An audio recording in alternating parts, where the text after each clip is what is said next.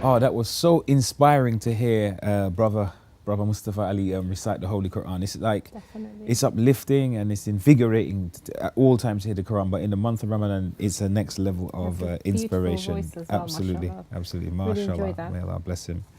And we'll be hearing some Ramadan du'as from Inshallah. yourself, brother. How you doing? Assalamu alaikum wa Alaikum rahmatullah. How you doing, assalam, akhi? You okay? Alhamdulillah. How are you? Good, man. I'm good. How are you? Alhamdulillah. Thank you. I'm good. I'm good. And welcome. Thank you very much. another- Thank you for having me again. Inshallah. So today we're going to be speaking about discussing Suhoor. And Yeah. there's a dua you have for us. Yes, inshallah. If we start with the dua. بسم الله الرحمن الرحيم اللهم صل على محمد وآل محمد لا إله إلا الله الحليم الكريم لا إله إلا الله العلي العظيم سبحان الله رب السماوات السبع ورب الأرضين السبع وما فيهن وما بينهن ورب العرش العظيم والحمد لله رب العالمين وصلى الله على محمد وآله أجمعين اللهم صل على محمد وآل محمد. Mashallah. Thank you so much. Thank It's you really very beautiful. much. Thank you. Jazakumullah khair. So the translation. So this dua starts in the name of Allah, the most merciful. Generally, what I like about this dua is it starts off with tawheed. La ilaha illallah al-halim al-karim. There is none worthy of worshipping but Allah, who is forbearing and generous. There is none worth of worshipping but Allah, who is the most high, and the great glory be to Allah subhanahu wa ta'ala. Then it talks about some of his attributes. The sustainer of the seven heavens and the seven earths, and the sustainer of all the things in them and between them, and the Lord of the great arsh. The arsh, usually what is meant by it is the divine center of authority and power. And all praise to Allah subhanahu wa ta'ala, the sustainer of the worlds. So I think it's very beautiful where it starts off with tawheed, and then of course this is all part of tawheed. Mentioning the attributes of Allah. And we have our ulama, when they talk about tawheed, they always mention that the attributes of Allah are not separate parts of Allah. Yep. They are all within one.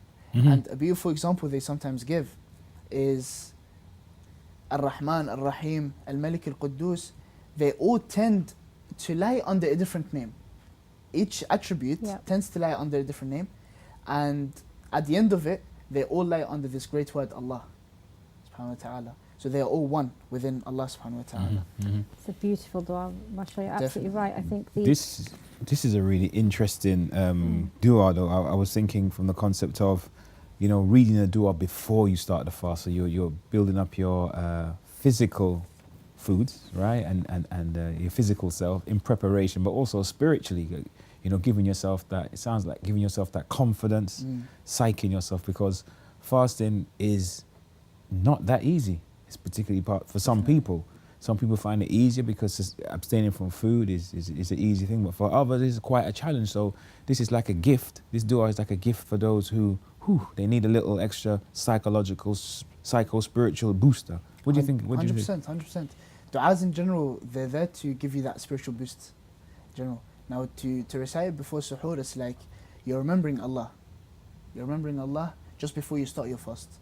And you're there like, okay, so this is Allah, the one and only. He has ordered me to perform this fast. Now, then you also remember all these beautiful attributes of Allah subhanahu wa ta'ala, and you're thinking, do you know what? He has granted me so much, and He's asking me for so little. When we think about it, it's not a lot truly.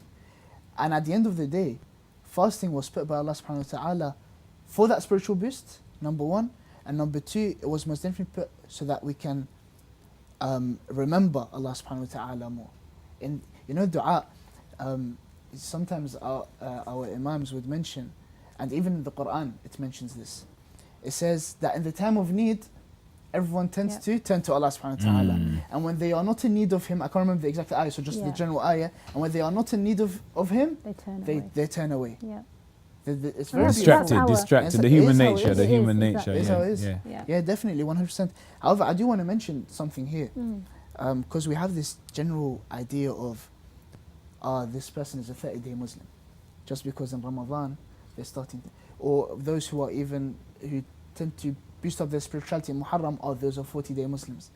I think that's very wrong for us to mention around, and I think this is kind of a message to our dear viewers. Of course, inshallah, they're not one of those, but just to make others aware, Ramadan was put there for that boost. Some people will take it as a starting point. Yes, definitely. But if we turn around and say, knock someone's effort, you're a 30-day Muslim. Yeah. Spiritually, it's gonna have an effect on him. Yeah. It's like, okay, so what am I praying for? What am I doing? But don't you also think that it's an effect on? It's a reflection of how we think about others, whereas the focus always should be look at within yourself and not focus on others' faults, 100%. because we don't know in what capacity they may be ahead of us, and even though it's no help to speak about your other brother or sister like that really to yourself, is it? If you think about it, there's no help to them. So. And I think it's more of a spiritual disease of what we say. If we're knocking someone's efforts, well, they may be much better than us, and surely we should focus on, okay, how well am I doing? You know, am I reciting as much Quran as perhaps Brother Bilal recites much better than me? And you know, it's those sort of things. Do you know this? You mentioned ahead of us. They might be ahead of us. Very beautiful story and amazing, and it's really under this context that you're mentioning. Nabiullah Musa, alayhi wa ala nabina wa alihi afdal salatu wa salam, Moses. He was asked by Allah subhanahu wa ta'ala, he said to him, the next time that you come to me, bring with you someone or something that you think you are better than. Nabiullah Musa said, okay. Now this is Nabiullah Musa, and he's of Ulul Azm. He's a Rasul, a messenger, so that puts him in a higher ranking. Not only that, he's of Ulul Azm. So he's the highest of the prophets. Very interesting prophet. Definitely. Most mentioned story in the Holy Quran. Very important. Definitely. Now, you'd imagine someone like him would come and he'll be able to pick anyone and just come in. He saw someone on the street. He said, do you know what? I'm the prophet. Definitely better than this person. And he said, no, hold on a second. I don't know what is between him and Allah subhanahu wa ta'ala. So he didn't bring him. Then it mentions of him saying, then he said, just to shorten the story, then he said, do you know what? The easiest thing is for me to bring an animal. Now let me think, what is one of the worst of animals I can bring with me? He saw a dog. He said, you know what? Let me bring this dog. Now not only is it a dog, it mentions kalbun aqur. Aqur is like, it has an illness to it. So it's not only is it a dog, but it's an ill dog. So he said, most definitely I must be better than this creation.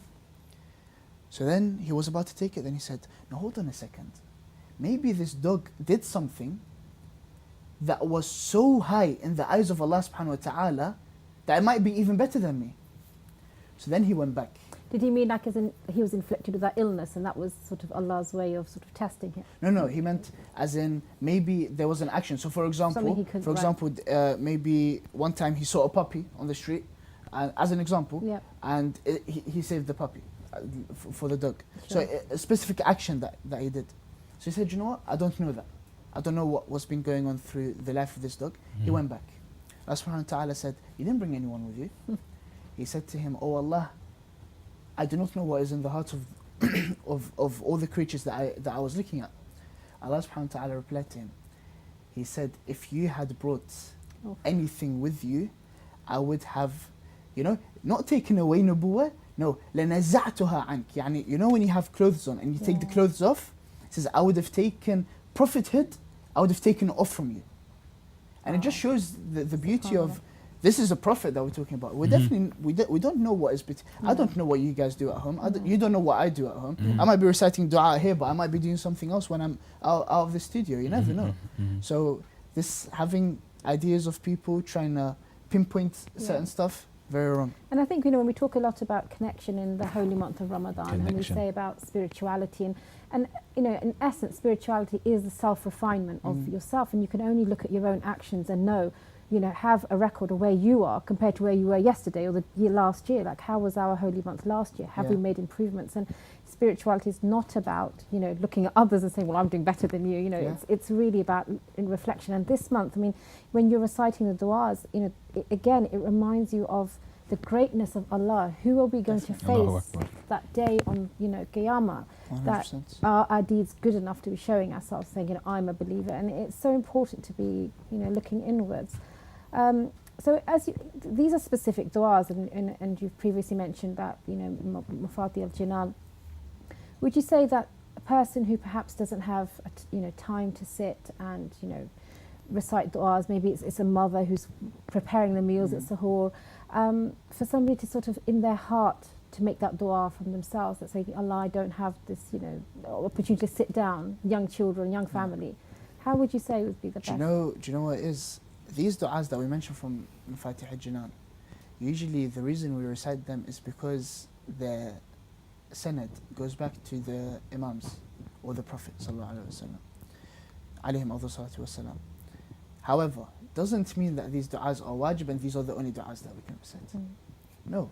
Allah Interesting. He likes to see the believer constantly asking him, oh Allah, do you know what?